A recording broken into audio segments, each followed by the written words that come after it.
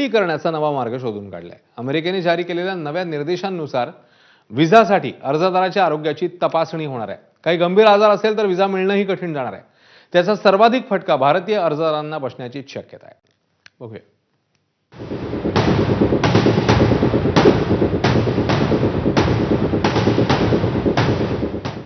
Trump महाशयांचा आता आणखी एक नवा अजब फतवा।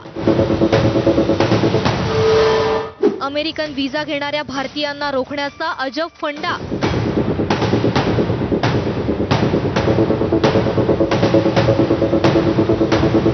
लठ्ठ, मधुमेही, जुने आजार असलेल्यांना आता अमेरिकेचा व्हिसा मिळणार नाही। व्हिसा जारी करण्याबाबत अमेरिकन प्रशासनानं काही मार्गदर्शक तत्व जारी केली आहेत। ही तत्व विविध देशातील दूतावास, उच्चायुक्तालयांना पाठवण्यात आली आहेत।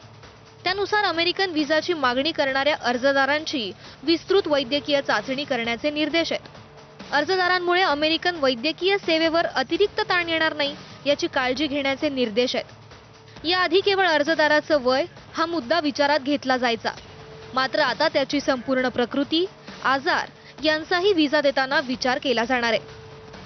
नव्या निर्देशांनुसार हृदयरोग, श्वसनाचे आजार, कर्करोग, चयापचयाशी संबंधित आजार, मज्जासंस्थेशी संबंधित विकार, मानसिक आजार यांच्या उपचारांचा अफाट खर्च आहे।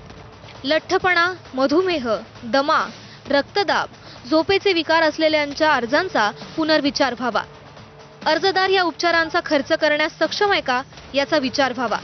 भारतात सुमारे 10,44,00,000 लोकांना मधुमेहाचा त्रास आहे, म्हणजे 11.4% लोकांना हा आजार आहे। भारताच्या लोकसंख्येपैकी 15.3% जनता प्री डायबेटिक म्हणजे मधुमेहाच्या उंबरठ्यावर आहे।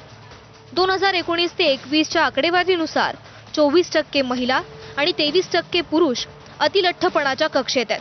अर्थात ही नियमावली जगभरातून अमेरिकेत शिक्षण, नोकरी आणि व्यवसायासाठी जाणाऱ्यांसाठी आहे, मात्र स्वतःच्या खर्चावर वैद्यकीय उपचारांसाठी अमेरिकेत जाणाऱ्यांसाठी हे नवे नियम लागू नाहीयेत।